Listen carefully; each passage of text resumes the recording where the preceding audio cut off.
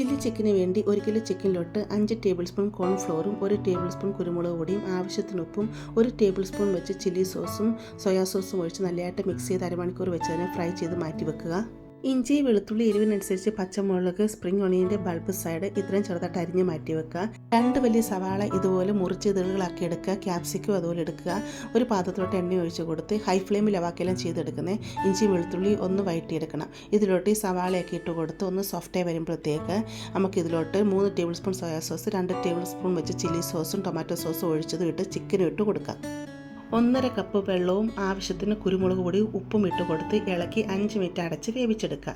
ഇതിലോട്ട് നമുക്ക് 1 table spoon പഞ്ചസാരയും അതുപോലെ 1/2 കപ്പ് വെള്ളത്തിലോട്ട് 1 ടേബിൾ സ്പൂൺ കോൺഫ്ലോർ കലക്കിയത് കോൺസ്റ്റാർച്ചോട് ഒഴിച്ച് കൊടുക്കുക. അപ്പോൾ പെട്ടെന്ന് ഇതങ്ങ് കുറുകി വരും. ഇട്ട് സ്പ്രിംഗ് ഓണിയനും ഇട്ട് ഇളക്കിയെടുക്കാവുന്നതാണ്. ആവശ്യമെങ്കിൽ കുരുമുളക് പൊടിയും ഉപ്പും നമുക്ക് ഇട്ട് കൊടുക്കാവുന്നതാണ്. നല്ല ടേസ്റ്റാണ്. നിങ്ങളെല്ലാവരും തയ്യാറാക്കി നോക്കണേ.